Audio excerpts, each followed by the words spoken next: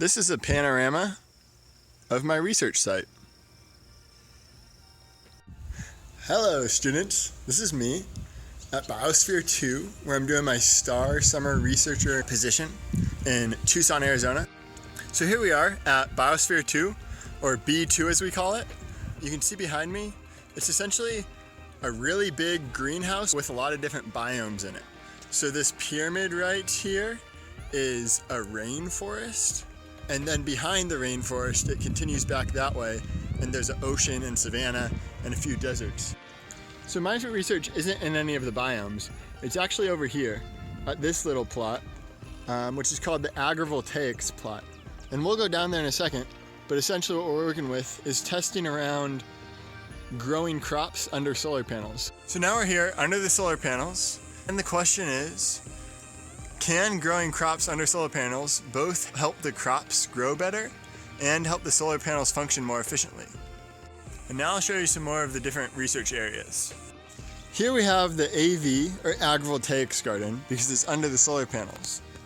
And we have 3 rows of plants we use, 3 different kinds of plants, and 5 replicates of each. Out here is what we call the open garden, because it's grown not under solar panels.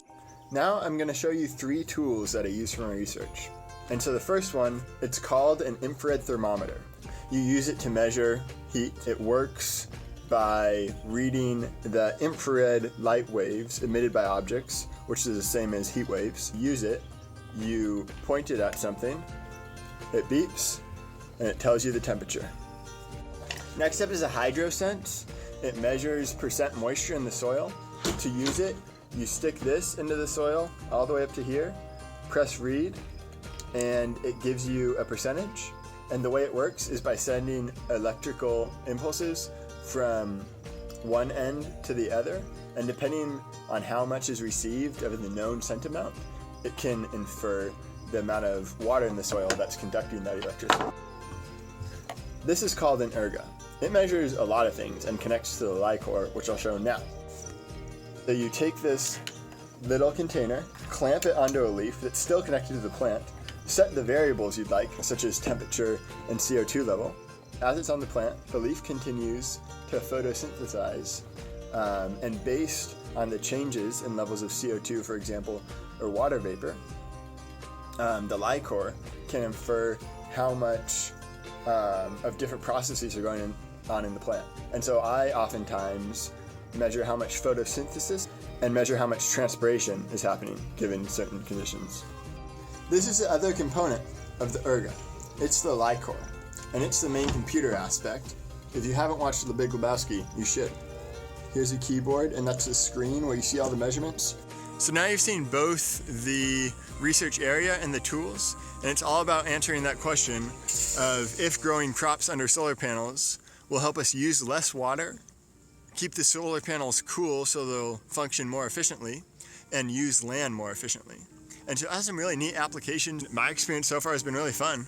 I've found that sometimes the measuring can be difficult, hence the LICOR tools has a lot of settings and a lot of variables, and it's really easy to mess up. The first day we went out in the field, actually, I messed up the first 5 out of 6 measurements and walked away only contributing 1 solid data point, which kind of for me went to show how it's not as cookie cutter as you'd expect it to be, and can take a lot of repetition. After doing the measurements in the field, we usually write them down on paper, or for the LICOR, it logs them and we get an Excel file. But most of the actual data processing just occurs on a computer in a room somewhere. That's about it for the video. Hope you learned something. Serendipity. One more time, a little louder. Serendipity.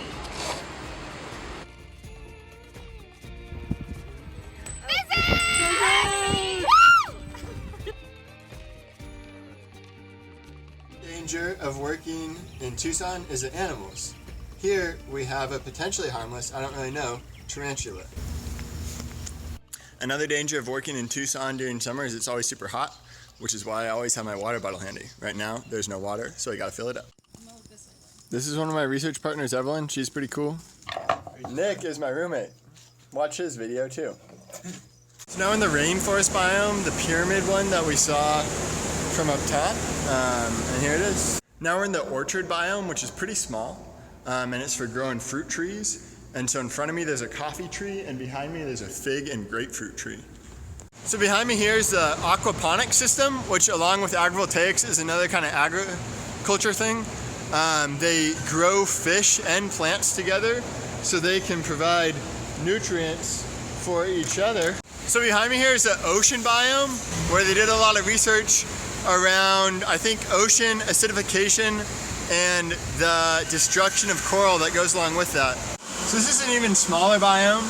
This is the cylindrical lunar greenhouse.